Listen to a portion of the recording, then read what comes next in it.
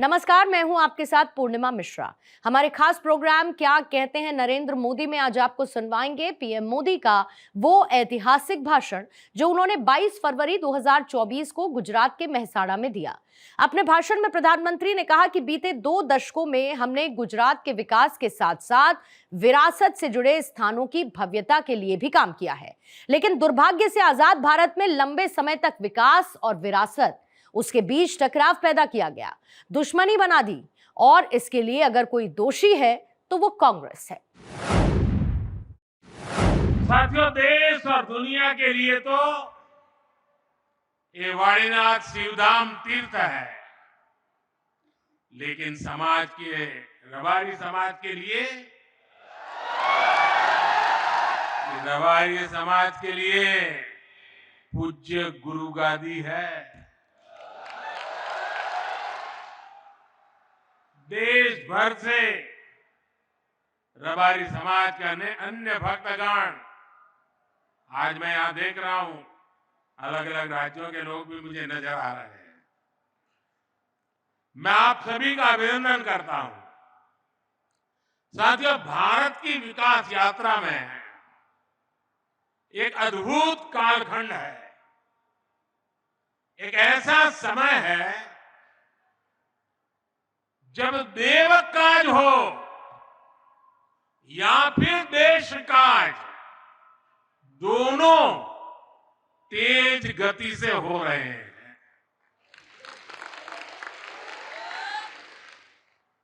देव सेवा भी हो रही है, देश सेवा भी हो रही है। आज एक तरफ ये पावन कार्य संपन्न हुआ है, वहीं विकास से जुड़े 13,000 करोड़ रुपए के प्रोजेक्ट्स का भी शिलान्यास और लोकार्पण हुआ है। ये project rail, road, port, transport, पानी, राष्ट्रीय सुरक्षा, शहरी विकास, टूरिज्म, ऐसे कई महत्वपूर्ण विकास कामों से जुड़े हैं और इनसे लोगों का जीवन आसान होगा और इस क्षेत्र के युवाओं के लिए रोजगार के, स्वरोजगार के नए अवसर बनेंगे।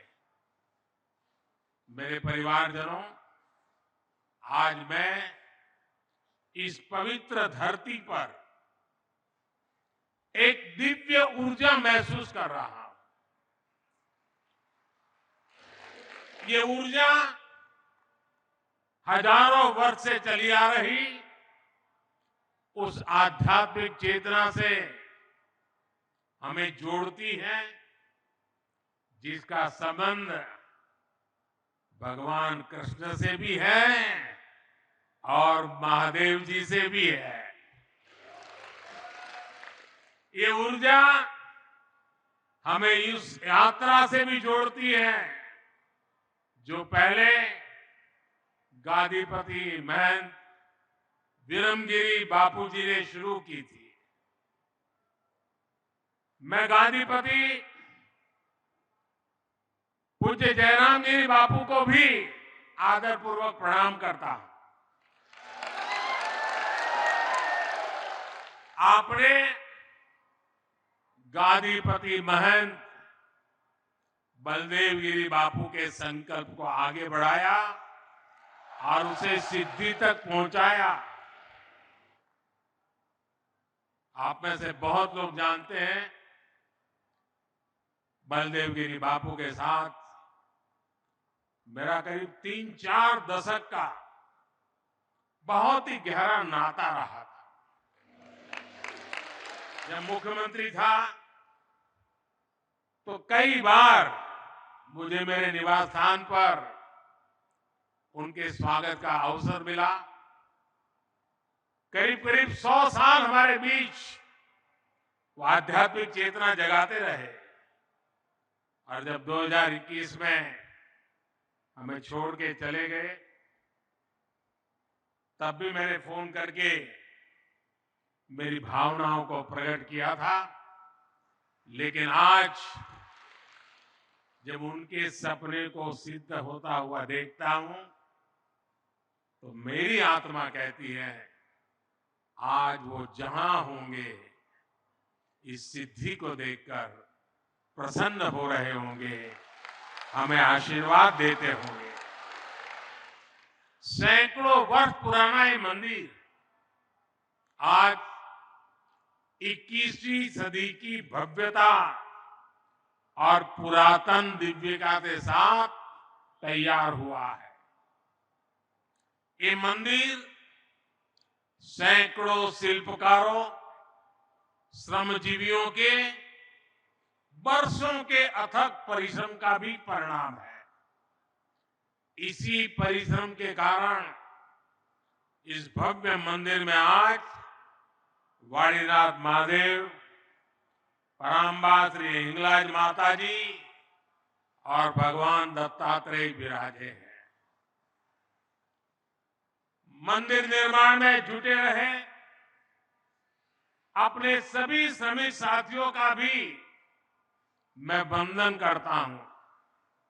भाई और बहनों, हमारे ये मंदिर सिर्फ देवालय है ऐसा नहीं है, सिर्फ पूजा पाठ करने की जगह है ऐसा भी नहीं है, बल्कि ये हमारी हजारों वर्ष पुरानी संस्कृति के, परंपरा के प्रतीक है।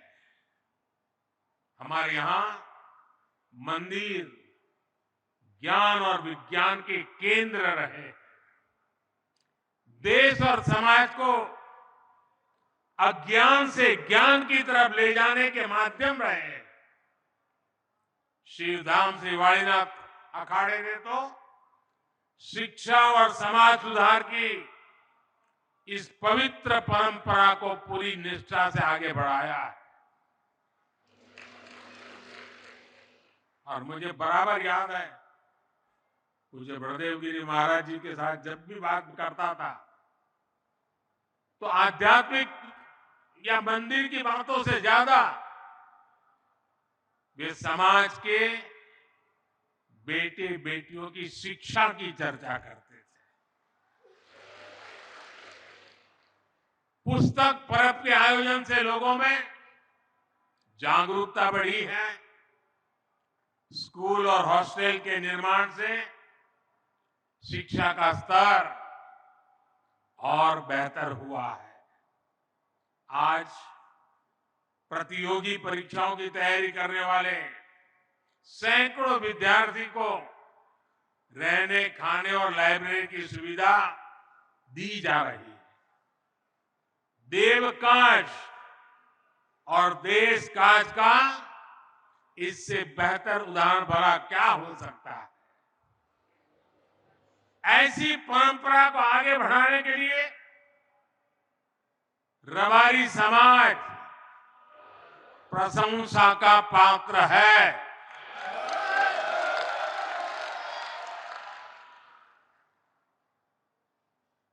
और रबारी समाज को प्रशंसा बहुत कम मिलती है।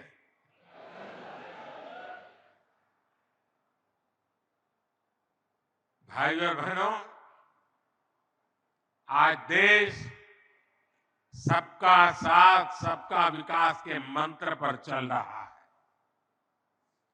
ये भावना हमारे देश में कैसे रची बसी है, इसके दर्शन भी हमें वाणीनाथ धाम में होते हैं।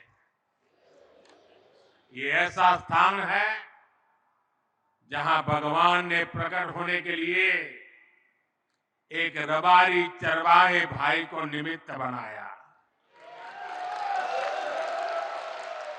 यहां पूजा पाठ का जिम्मा रबारी समाज के पास होता है, लेकिन दर्शन सर्व समाज करता है। संतों की इसी भावना के अनुकूल ही हमारी सरकार आज देश में हर क्षेत्र, हर वर्ग के जीवन को बेहतर बनाने में जुटी है। मोदी की गारंटी,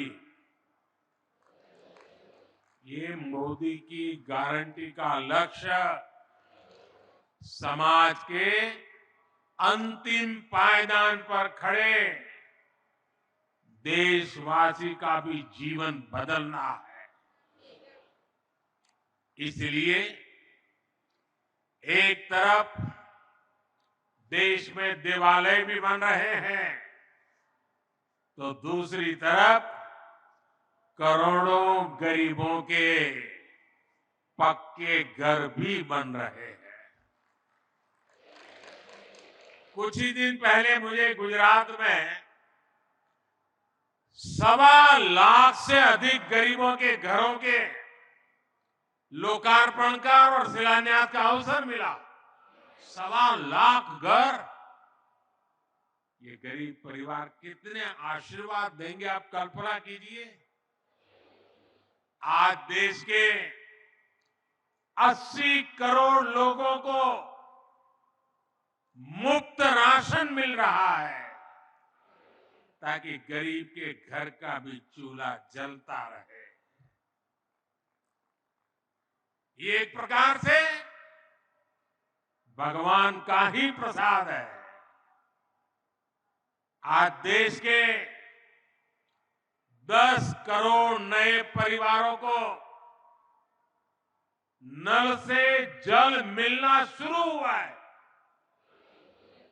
ये उन गरीब परिवारों के लिए किसी अमृत से कम नहीं है, जिन्हें पहले पानी के इंतजाम में दूर दूर तक जाना पड़ता था। અને આપણા ઉત્તર ગુજરાત વાળાને તો ખબર છે બરાબર કે પાણી માટે કેટલી તકલીફો પડતી હતી। 2-3 કિલોમીટર માથે બેડા લઈને જવું પડતું હતું। અને મને યાદ છે જ્યારે મેં સુજલામ સુફલામ યોજના કરી ત્યારે ઉત્તર ગુજરાતના કોંગ્રેસના ધારાસભ્યોએ મને કહી ગયા હતા કે સાહેબ આવું કામ કોઈ ન કરી શકે, અને તમે જે કામ કર્યું છે ને એ 100 વર્ષ સુધી લોકો ભૂલશે નહીં।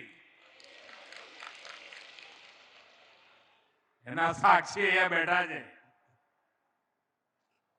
साथियों, बीते 2 दशकों में हमने गुजरात में विकास के साथ साथ विरासत से जुड़े स्थानों की भव्यता के लिए भी काम किया है।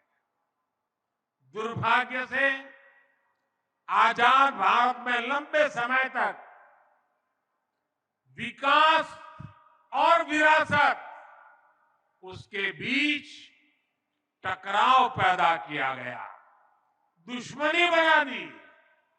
इसके लिए अगर कोई दोषी है तो वही कांग्रेस है, जिन्होंने दशकों तक देश पर शासन किया।